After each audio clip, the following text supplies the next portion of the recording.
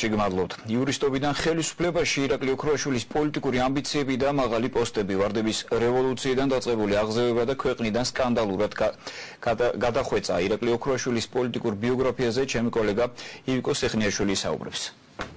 ირაკლი ოქრუაშვილი ხელისუფლებაში მოსვლის სურვილს კიდევ ერთხელ აფიქსირებს. ოქრუაშვილი ხელისუფლებაში მოსვლის კონსტიტუციურ ან არაკონსტიტუციურ გზებსაც განიხილავს. ამ გზის განხორციელებაში იგი თავის პარტიას ეყრდნობა. ვინ არის ირაკლი ოქრუაშვილი? 2003 წლის ვარდების რევოლუციის შემდეგ ის ხელისუფლების მაღალ თანამდებობებზე ინიშნება. ადვოკატურაში მიღებული კერძო პრაქტიკის შემდეგ ოქრუაშვილი გენპროკურორი, შინაგან საქმეთა მინისტრი, თავდაცვის მინისტრი და პრეზიდენტის რწმუნებული შიდა ქართლში ხდება. შინაგან საქმეთა მინისტრის თანამდებობაზე საზოგადოებას ის ხმაურიანი დაჭერებით ამახსოვრდება.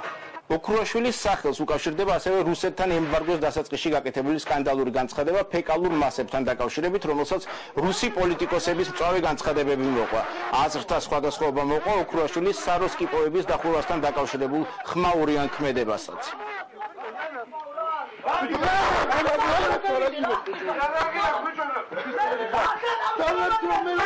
ჩვენ რამდენიმე ბორდელი აღმოვაჩინეთ, იცით ალბათ ხაშურის ტრასაზე უამრავი ესე დაწესებულება სპეციალურად გახსნით თურქიმწყობლებისთვის 1000 ხანხოსობა ხდება იქ და თავისთავად ეს არავისთვის არ არის დასამალი. პოლიციელები არიან უშუალოდ ამის მფარველები და ყოველთვიურად ისინი გარკვეულას თქო ხელფას იღებენ აქედან არაოფიციალური სახით რა თქმა უნდა.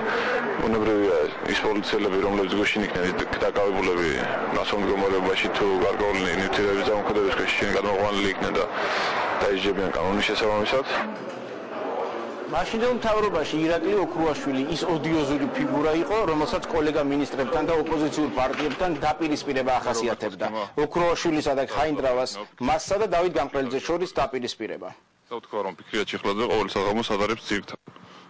შემოსავალს იღებს პროსტიტუციით და დავით გამყრელიძეს როგორც თავის უწინებს აძლევს შემოსავალს.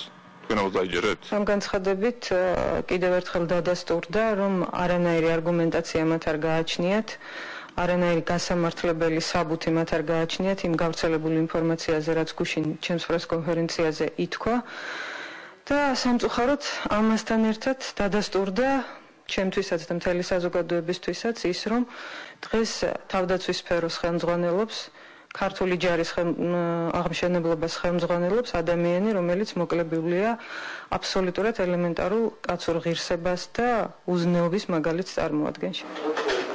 ირაკლი ოქრუაშვილის კარიერა შინაგან საქმეთა სამინისტროდან თავდაცვის სამინისტროში გრძელდება.